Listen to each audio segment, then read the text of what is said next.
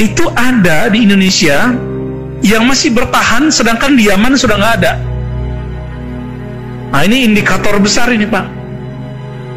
Indikator besar ini bahwa besar kemungkinan Al-Mahdi muncul di negeri kita, di Nusantara.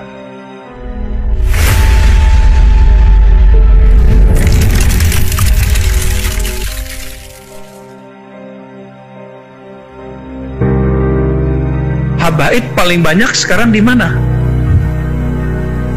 Ya, di mana? Di Yaman. Yaman negaranya kecil. Cuma di daerah Tarim itu memang banyak ya, Hadramaut, tempat Al-Habib Umar bin Hafiz. Mekah enggak ya. Kalau kita lihat Bapak Saudara Allah, mulai dari ujung Aceh, Medan ya, kemudian pesisir Riau, Jambi, kepulauan di Riau, di Malaysia, di Singapura, Palembang, sampai ke Betawi, sampai ke ujung Banyuwangi, yaitu semua pesisir pantai, sampai ke Lombok sana, sampai ke Ambon, Pak. Itu bertebaran keturunan Rasulullah Sallallahu Alaihi Wasallam, dan jumlahnya itu mengejutkan sekali, lebih banyak dari jumlah yang ada di tanah Arab. Bahkan teman saya yang sibuk ngurusin itu mengatakan apa? Beberapa klan, jadi suku, Qabilah kira-kira begitu ya. Misalnya As-Saggaf, Al-Idrus, itu namanya suku-sukunya, Pak. Ya, famnya, mereka nyebutnya family-nya. Itu ada di Indonesia yang masih bertahan, sedangkan di Yaman sudah nggak ada. Nah, ini indikator besar ini, Pak. Indikator besar ini bahwa besar kemungkinan Al-Mahdi muncul di negeri kita, di Nusantara. Ini bukan kabar gembira, tapi hitungan kita secara kalkulasi ilmiahnya sangat besar kemungkinan di negeri kita. Tapi kapan? Nah, itu bukan urusan kita, Pak. Nah, jangan coba menakar-nakar tahun sekian, kecuali itu datang dari dia gitu.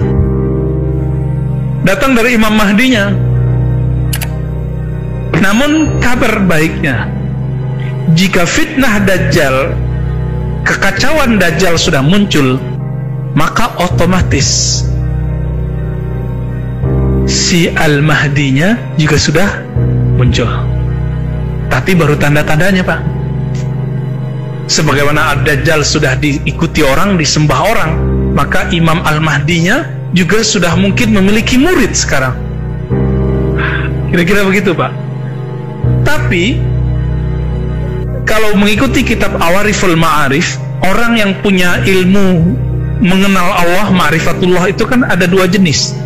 Ada orang sufi, soleh, pakai serban, pakai kopiah ya, pakai begini, pakai jenggot, pakai gamis ya, kayak ustaz kita lah ya, kap gitu, tapi serbannya kan belum ada tuh. Itu sufi atau orang soleh, kira-kira begitu, orang alim. Tapi ada yang disebut malamatiyah. Apa arti malamatiyah? Dia menampilkan yang bukan di dalam hatinya untuk menyembunyikan kebeningan kalbunya. Jadi hati-hati, Pak. Jangan-jangan sang Imam Al-Mahdinya sudah ada, cuma dia penampilannya sama kayak orang-orang biasa, kita nggak tahu gitu. Dan menariknya apalagi, di agama Yahudi dan Nasrani itu ada ajaran tentang imam akhir zaman itu, sang penyelamat di akhir zaman. Orang-orang Yahudi punya istilahnya, mereka nyebutnya Tazor atau apa ya, kita cek di buku-buku mereka yang online ya, kan banyak tuh PDF mereka, jurnal-jurnalnya.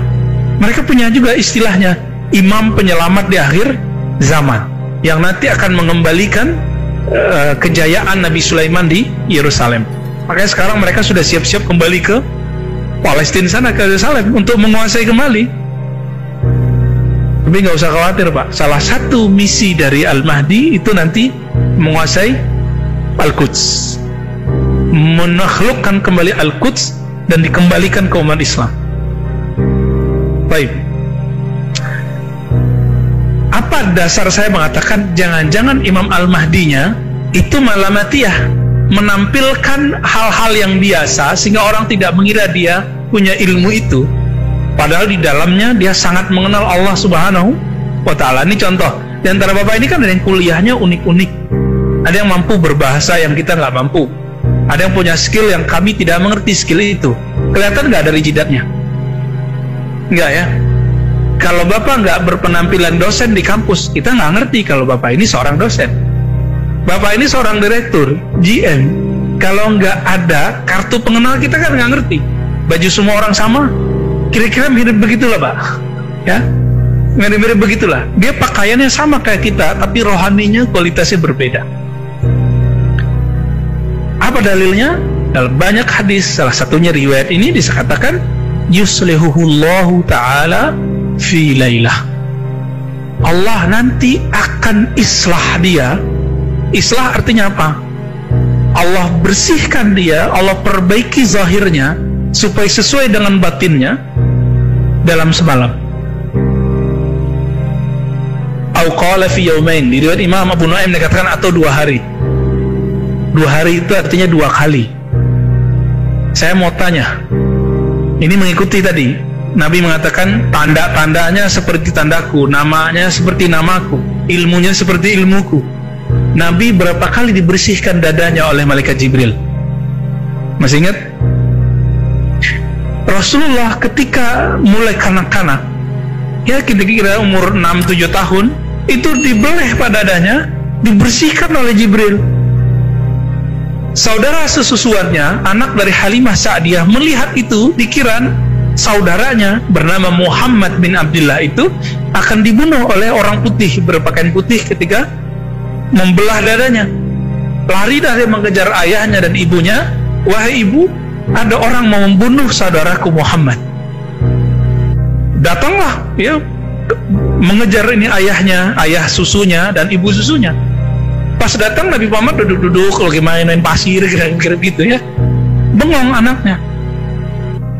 Tapi Halimah Sa'diyah sudah mengumpulkan keanehan-keanehan Nabi semenjak beliau diambil, dibawa ke atas onta. Kalau ontanya itu kecil ya, tapi kok menjadi lebih cepat dan lebih seger. Dia sudah catat semua itu dalam pikirannya. Ini bukan orang biasa. Ini bukan orang biasa. Ternyata dulu Halimah Sa'diyah pernah mendengar juga kalam-kalam dari Aminah, bahwa Aminah mengatakan satu ba'asu rasulah, Muhammad, kamu akan dibangkitkan menjadi seorang rasul. Itu sebabnya bagi ahlus sunnah mayoritas ibundanya Nabi bukan musyrik. Gak musyrikah pak? Gak musyrik. Ayahnya Nabi tidak musyrik. Ini mayoritas ahlus sunnah ya. Hanya ekstremis yang mengatakan orang tua Nabi masuk neraka atau musyrik. Oke. Jadi kalau Nabi dibersihkan di waktu kecil, lalu terakhir sebelum Mi'raj, benar nggak? Coba dihitung Mbak, sebelum Mi'raj itu berapa tahun Nabi lamanya? Dari umur 7 kira-kira sampai 3 tahun sebelum beliau berhijrah ke Madinah. Nabi hijrah ke Madinah itu sudah 50-an tahun umurnya. Kira-kira ya, 50 sekian lah. Karena Khadijah sudah wafat. Khadijah sudah wafat ya, pamannya Abu Thalib sudah wafat. Diperkirakan oleh sejarah 3 tahun sebelum Nabi hijrah. Kira-kira nih ya, ada yang mengatakan 2 tahun, tergantung nih riwayat mana yang dia pakai. Maka kalau kita ngikutin ritme ini Pak,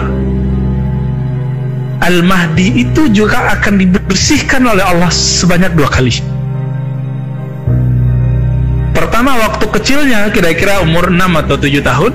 Yang kedua sebelum beliau mendeklarasikan atau hijrah dirinya sebagai Al-Mahdi di depan umat. Kira-kira begitu. Kira-kira berapa tahun? 2 atau 3 tahun. Ini perkiraan apa ya? Maka kalau dihitung, berarti 3 tahun setelah itu terjadi perperangan antara beliau dengan Dajjal. Tapi kapan tahunnya? Wallahu a'lam. Kita nggak tahu nih kapan tahunnya.